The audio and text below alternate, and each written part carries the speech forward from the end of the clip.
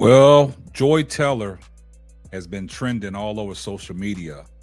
Her name has been brought up in a lawsuit filed against Fox FS1. And other names have appeared in there, such as Emmanuel Acho, Skip Bayless, and Shannon Sharp's name was mentioned. But before we get off into today's podcast, tell a friend to tell a friend. Well, guys, man, Joy Teller's name has been trending all over the internet, and you know the reason why.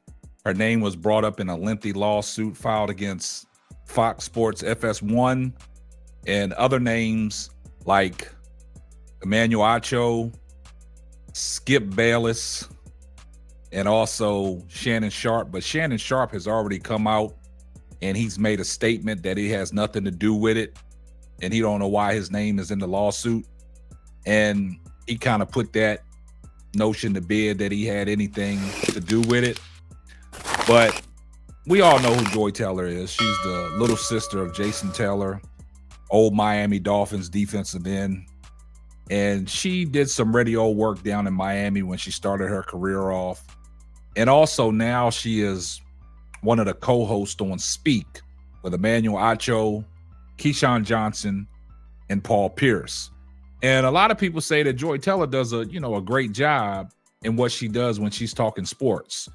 And Joy Teller has also gave, her kudos to Jamil Hill for one of the pioneers and one of the black women in sports to pave the way for her. But in this lawsuit is claiming that she was giving out sexual favors and doing sexual pleasantries to get to where she's at, sleeping with one of the top execs at Fox Sports 1 and also sleeping with Emmanuel Acho. Now, our buddy, good pal, Jason Whitlock, he came on his podcast Fearless and he has some things to say about the scandal that's going around about Joy Teller and the reasons why he stayed away from her, because he knows what kind of threat he can pose and he know what he's capable of doing. So basically, Jason Whitlock, through the midst of all this, Jason Whitlock is really coming out saying that Joy Teller, in the midst of doing all the sexual pleasantries, sleeping with execs and certain people at Fox FS1, basically, he said he could have clapped Joy Teller's cheeks as well. He said that's what kind of threat he was. He could have clapped her cheeks. He could have went to Pound Town. That's basically what Jason Whitlock's saying.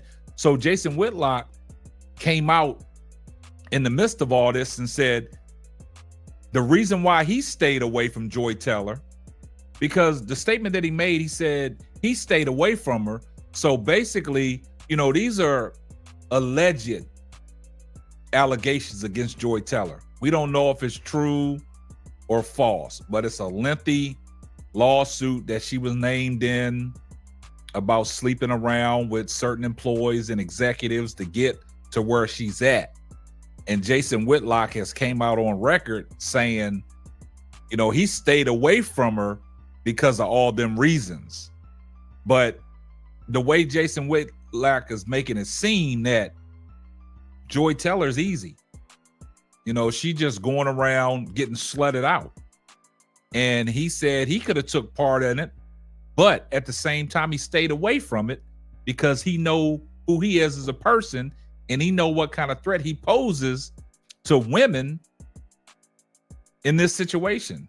Now, we all know Jason Whitlock used to criticize Deion Sanders about his Christian ways and stuff like that. But now Jason Whitlock is basically coming out telling on himself, because we all know there's pictures of Jason Whitlock surfacing on the internet, him in bars with multiple women and stuff like that. But he's questioning another man's Christian beliefs. So let's take a listen to what Jason Whitlock said, man. And we'll get back and we'll wrap up the show. Let's roll the footage. Don't say this to be hypercritical of Joy Teller. I don't have harsh opinions of Joy Taylor. She's not someone that I didn't get along with. I basically, for the most part, just kept my distance from Joy Taylor. And I kept my distance, not because I didn't like her, it's just because I knew myself. I know myself. I know what I'm capable of. And that big rack of hers that she showed off constantly, it's just, and that peanut butter skin with that big rack, like, Jay, keep your distance. That's going to get you into trouble. And so that's what I did. I kept my distance. Because when you put some woman in a job, talking sports with a bunch of men, it's a job she's not qualified for. She's talking sports with professional athletes, people that did it at the highest level. She's talking sports with me or Colin Cowherd or other people that have like really studied sports at a super high level. What does she have to offer other than her sex appeal? And so should we be surprised that she leaned into that? These are just allegations. They put her in that position where it's the only thing she had to offer, and so she offered it up and got what she wanted. Let's think this through. As if you go into the lawsuit and the things that Nusheen says and the way she says things played out, Joy Taylor was some sort of fill-in talk show host down in Miami who, people in Miami kind of knew who she was. I think she may have had some association with Dan Le Batard or whatever, but she hadn't taken Miami by storm as a radio talk show host. She was a little extra, attractive girl. Jason Taylor's sister. Hey, let's put her on radio. But she hadn't really done anything. But somehow she's qualified to be the host of Undisputed, a debate show between Skip Bayless, who, like him or not, was an accomplished sports journalist for a time, and a Hall of Fame football player in Shannon Sharpe. Shannon Sharpe reached the top of the sports industry. Skip Bayless reached the top of the sports media industry.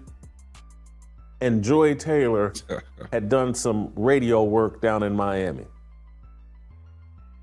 What does she have to offer? So how does she get that job? How does she even get that opportunity?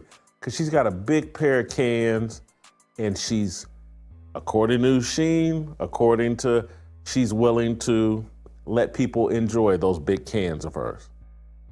And you heard what Jason Whitlock had to say, man. And it's kind of funny, man, that Jason Whitlock is talking reckless like that.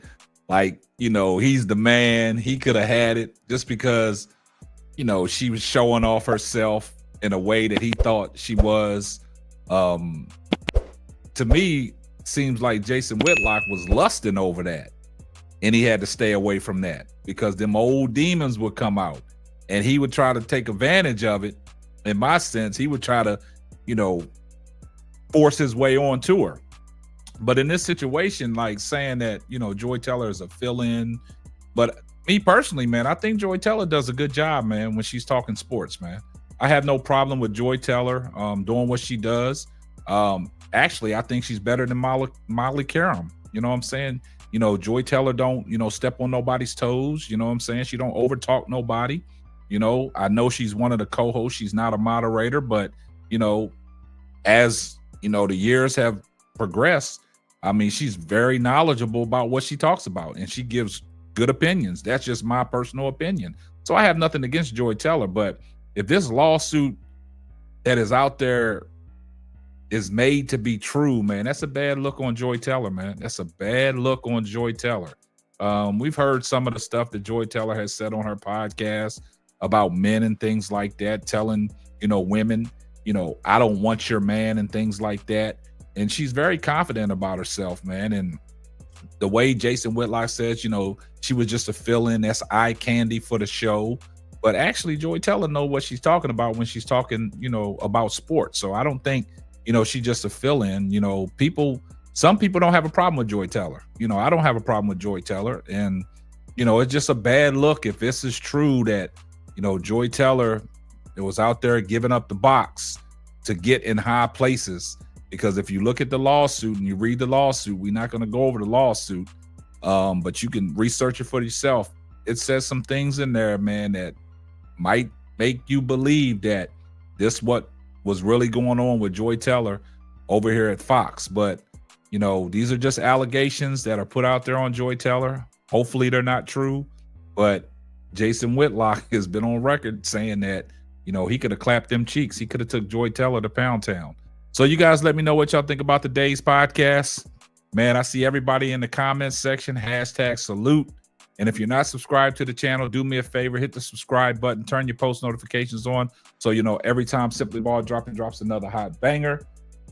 And that's going to wrap up another episode of the Simply Ball Dropping podcast. I'm your host and the man behind the mic, K-Sap, and we're going to catch you on the next one. Deuces. Thanks for listening to the Simply Ball Dropping podcast. Be sure to subscribe, like, and share on all major platforms. That's all, folks.